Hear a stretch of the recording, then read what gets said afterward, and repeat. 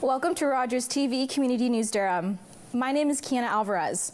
And our top story this week is that Ontario delivers Darlington refurbishment project ahead of schedule and under budget. Replacement potassium iodide pills are to be distributed to residents near nuclear generating stations. Residents living within 10 kilometers of the Pickering and Darlington nuclear generating stations will receive replacement potassium iodide pills from Ontario Power Generation in partnership with the Durham Region Health Department and Toronto Emergency Management. These pills will replace those distributed in 2015, which are set to expire in 2027. Residents within the 10-kilometer zone will automatically receive a KI package or the potassium iodide pill package by mail at their home address. Residents living within 10 to 50 kilometers of the nuclear generating stations should check the expiry date on their current KI supply and order replacements through preparetobesafe.ca before their pills expire. A limited supply of KI pills is also available free of charge at select local pharmacies. The Durham Region Health Department works in partnership with the following pharmacies to help with local distribution: Bay Ridge's Pharmacy at 1794 Liverpool Road in Pickering, Pickering Medical Pharmacy at 1885 Glenana Road in Pickering, Liverpool Pharmacy at 725 Crosno Boulevard in Pickering, Global Drug Mart Remedies RX at 130 Waverly Road in Bowmanville, and Curtis Pharmasave at 2727 Curtis Road in Curtis. For more information or to order a free supply of KI pills online, visit preparetobesafe.ca or call the Durham Health Connection line at 905-668-2020 or 1-800-841-2729. Ontario is expanding access to diagnostic imaging and surgeries in Durham Region. Ontario Fire Marshal is now investigating a fire at the Ajax Plaza. It was just after 2 a.m. on February 2nd when Ajax Fire attended a fire located at Harwood Avenue and Hunt Street. Ajax Mayor Sean Collier released this statement. On behalf of the town of Ajax and our entire community, I would like to extend my sincere thanks to Ajax Fire and Emergency Services. The Ontario Fire Marshal's office is now investigating. The cause of the structure fire and estimate of damage is unknown at this time. If you attend a Whitby Council meeting, you can now record from your personal device. Council has approved amendments to the procedure bylaw to allow members of the public to use personal devices to record council and committee meetings. Council and committee meetings are already live streamed, and meeting recordings are also available to the public on the town's website.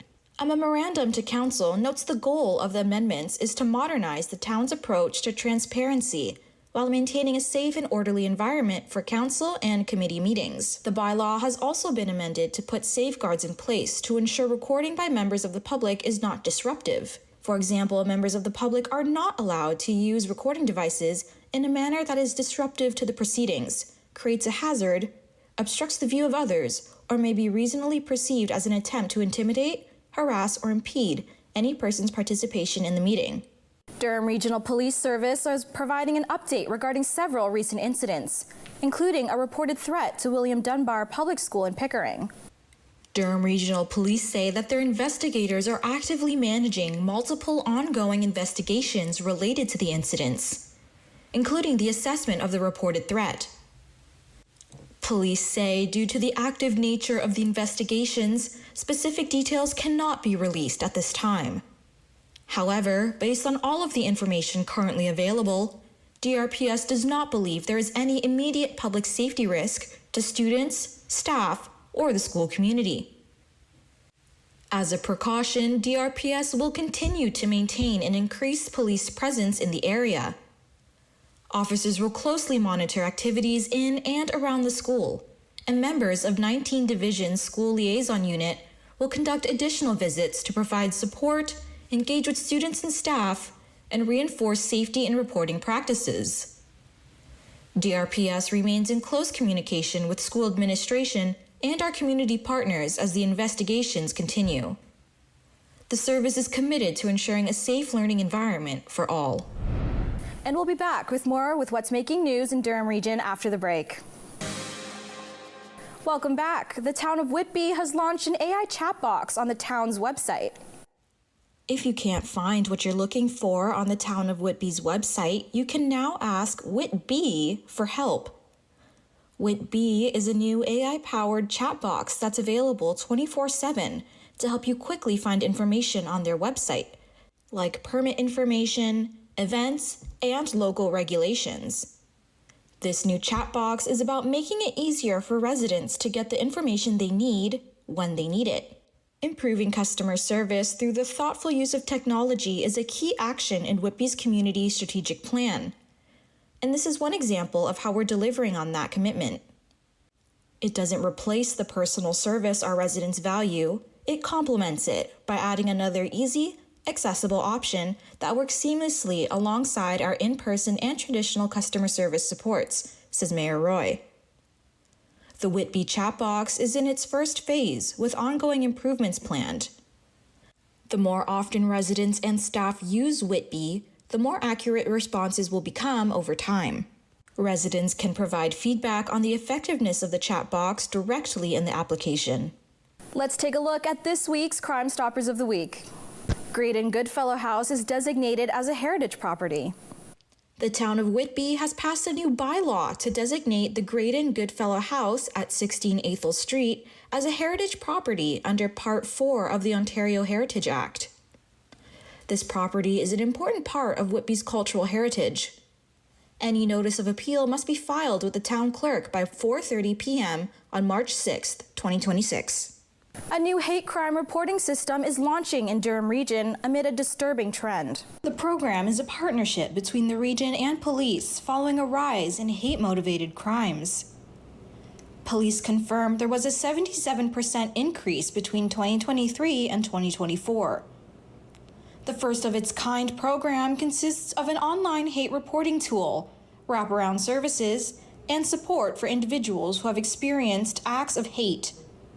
Reports can be filed anonymously and don't have to involve law enforcement. Suspects are wanted for a bank fraud in Oshawa. The Durham Regional Police say on Saturday, December 13th, 2025, at approximately 1:55 p.m., two male suspects attended the TD Bank, located at 22 Stevenson Road South in Oshawa. The suspects attempted several transactions using stolen banking information before successfully withdrawing $1,600. The suspects were also able to use the bank to make several transactions at other locations. The first suspect is described as white, male, approximately 30 to 40 years old, with a large build. He was wearing a black, yellow, and white toque with a Chevrolet logo, a black jacket, a gray, white, and black scarf, and blue jeans. The second suspect is described as male, white, 40 to 50 years old with a medium build. He was wearing a dark-colored toque and a black winter jacket with a fur hood. Police are asking anyone who was in this area between 1:30 p.m. to 2:30 p.m. on Saturday, December 13th, 2025, with any cell phone, dash cam, or surveillance footage to please contact police. A Whitby shelter is going to expand into supportive transitional housing. The shelter, which is at 1635 Dundas Street East in Whitby, has operated at or near capacity since opening in March 2024.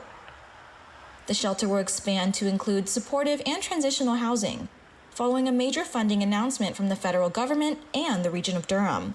The federal government, in partnership with the region of Durham, committed more than $53 million in combined funding to expand the site into transitional and supportive housing. Once construction is complete, Phase 2 of 1635 Dundas Street East will offer a total of 104 supportive and transitional housing beds and wraparound supports to help people move towards permanent housing. The supports will include addictions recovery, palliative care support for seniors who are homeless, a medical clinic, as well as administrative and service spaces. With many services in one location, people will get the support they need right at home. Regional Council commits $8 million to support affordable rental housing development. The region of Durham has invited private and public sector partners to apply for the At-Home Incentive Program, which supports the development of affordable rental housing through regional capital funding and application support services. This year, $8 million in funding is available through AHIP. The region of Durham is working with private and public sector partners to create more affordable rental housing so that more residents have a safe and affordable place to call home. This is the fourth call for applications. In the first 3 years of the program, Regional Council approved $30.5 million in At-Home Incentive Program funding to help create 350 new affordable rental units in Ajax, Clarington, Oshawa, Pickering, Scugog, Uxbridge, and Whitby. The Canadian Food Inspection Agency is out with some food recalls. Gerber arrowroot biscuits are being recalled due to the possible presence of soft plastic and paper pieces. 155-gram bags with best before dates between November 18th to 20th are affected. You should also check the barcode on the package of the product to see if it was sold nationally. The Canadian Food Inspection Agency are asking you not to consume the product, and it should be thrown out or returned to the location where they were purchased. More pizza pops are being recalled due to possible E. coli contamination. The Canadian Food Inspection Agency says numerous types of pizza pops have been added to the recall, including 3 cheese, pepperoni and bacon, deluxe, and 3 meat in various packaging due to possible E. coli 026 contamination.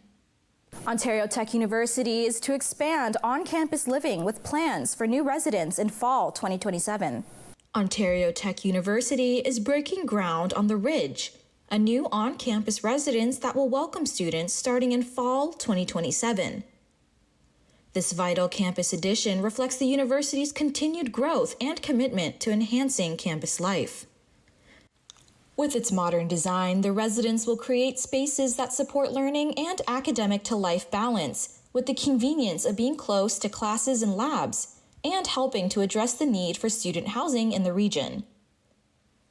To be constructed just north of the campus ice center along a natural watercourse feature, the residence will open in stages. In the first phase, 450 beds, with long-term plans to accommodate about 2,000 students. This project advances the school's campus expansion plans to meet today's needs while preparing for the future, and will help support the university's growth target of 20,000 learners. And we'll be back with more on what's making news in Durham region after the break. And welcome back. The city of Pickering is in the process of planning for a new community-sized skate park to serve residents of all ages and skill levels. The new skate park will be located at 1640 Kingston Road within the Hydro Corridor, just north of Diana, Princess of Wales Park. This will be an all-wheels park, as it is meant for all uses, which is skateboarding, scootering, BMX biking, and inline skating. Construction of this new facility is scheduled for summer of 2026. Once complete, the nearby skateboard park at Diana, Princess of Wales Park, which has served the community for approximately 30 years and is nearing the end of its life, will be removed and the site will be restored. From January 30th to February 1st, if you visited a Tim Hortons, your order could have been served by some very special guests. Special Olympics Canada partnered with Tim Hortons to create the limited-time Special Olympics donut. 100% of the proceeds from the sales of the donut will go directly to the local Special Olympics community programs, like here in Durham region, supporting thousands of athletes with intellectual and developmental disabilities across Canada. Tim Hortons has been a proud partner of Special Olympics Canada since 2016, from sponsoring youth programs, Active Star and Fundamentals, to sending gift cards to Special Olympics activities across the country, supporting national games, and of course, creating a Special Olympics donut to raise funds and awareness for the movement. A new attraction is coming to Pickering City Centre in late 2026. Let's take a look at what's new at the box office this week. Thanks, Eric, and that's all we have time for. Thanks for watching, and we'll see you next week right here on